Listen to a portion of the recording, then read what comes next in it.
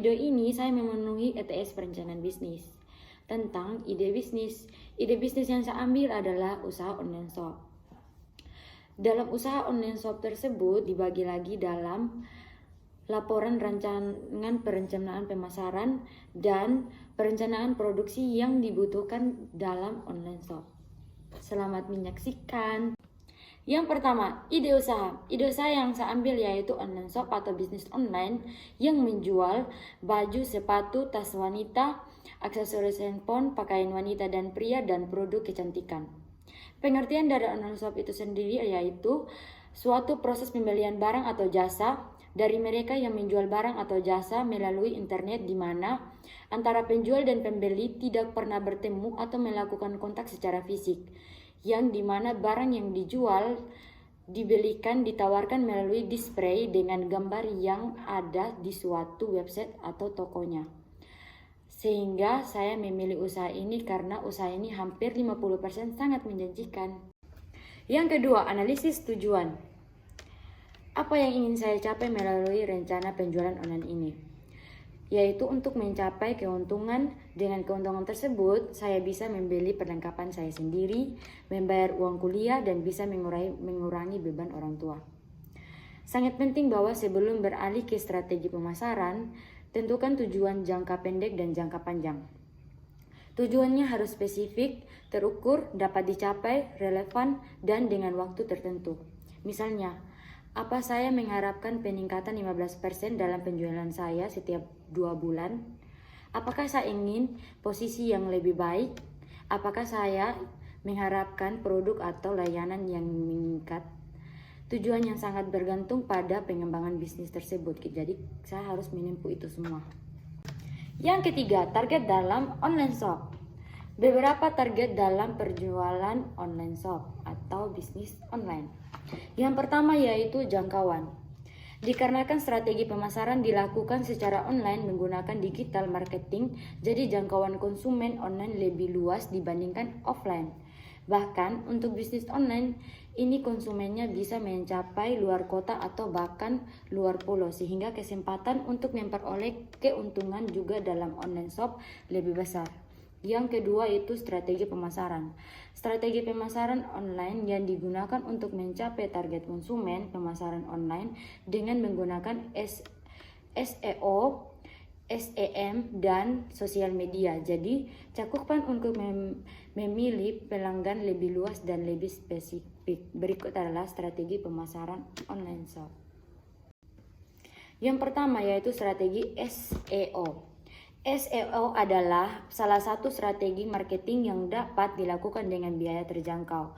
Dengan melakukan optimasi pada website, memungkinkan website saya muncul di halaman pencarian search engine dan mendapatkan pengunjung yang kemungkinan besar menginginkan produk yang saya tawarkan. Yang kedua, strategi SEM. SEM memiliki media yang sama dengan SEO yaitu search engine. Namun yang membedakan adalah ketika menggunakan SEM sebagai strategi pemasaran penjualan online, proses iklan website saya berada paling atas sehingga kemungkinan seseorang untuk melihat iklan penjualan saya jauh lebih besar. Akan tetapi biaya yang dikeluarkan untuk melakukan pemasaran ini terbilang lumayan cukup besar, tergantung yang ditargetkan. Yang ketiga yaitu strategi sosial media.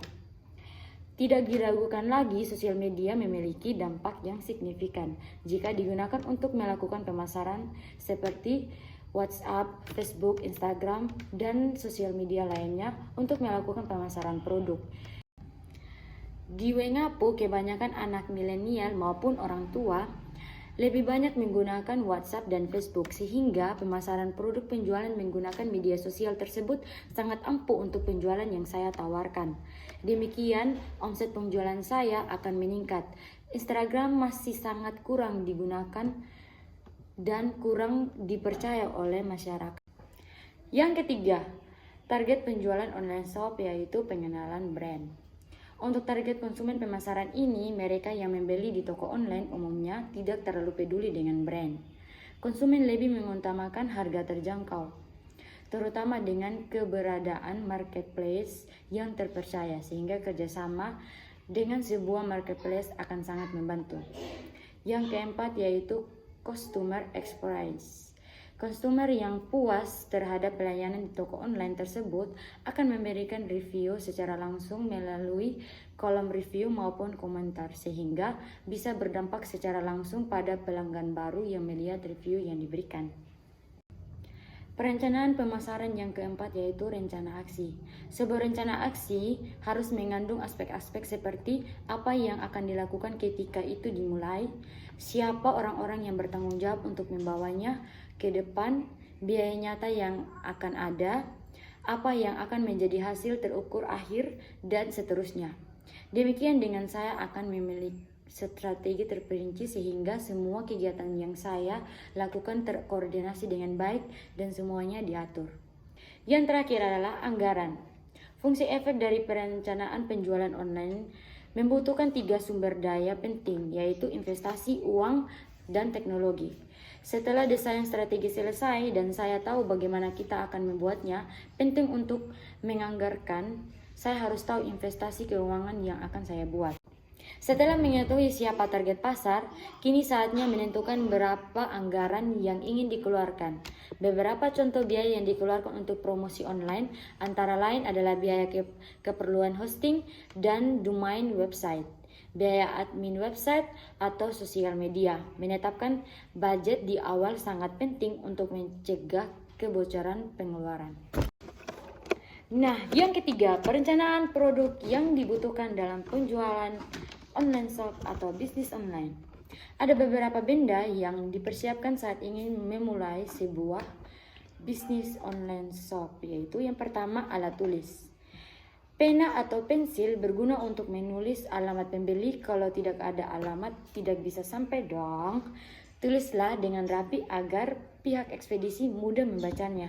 Yang kedua, itu kertas. Tidak perlu kertas baru, kertas sisa asalkan bersih, bisa digunakan juga. Kertas dijadikan sebagai tempat tulis alamat pembeli, ada juga yang dicetak. Namun apabila tidak punya printer, tulis tangan juga sudah cukup. Dan yang ketiga yaitu lakban, selotip untuk menempelkan kertas alamat di barang yang dikirim. Selotip juga digunakan untuk menempelkan bungkus plastik agar rapi menutupi barang supaya tidak terkena air. Gunakan selotip yang bening untuk alamat dan selotip coklat untuk plastik. Yang keempat, alat potong atau gunting atau cutter. Gunting atau cutter digunakan untuk merapikan plastik pembungkus barang yang dikirim. Gunting juga bisa digunakan untuk memotong selotip ketika menempel barang. Sediakan benda ini minimal salah satunya. Yang kelima, plastik. Plastiknya bebas, intinya plastiknya harus bisa melindungi benda yang dikirim. Dan yang terakhir adalah uang. Uangnya untuk membayar ongkir pembelian. Ketika membeli, sertakan harga barang dan ongkirnya, terutama jika bukanya di Instagram. Jika di Tokopedia, Bukalapak, dan Shopee, tinggal pilih ekspedisi yang ingin digunakan untuk mengirim. Misalnya rumahnya dekat dengan JNE dan JNT. Nah, pilih ekspedisi yang digunakan untuk toko kamu. Nah teman-teman, sekian hasil presentasi saya tentang ide usaha bisnis online shop, sehingga apa yang telah saya sampaikan teman-teman dapat pahami dan mengerti. Mohon maaf jika ada salah kata yang saya sampaikan. See you.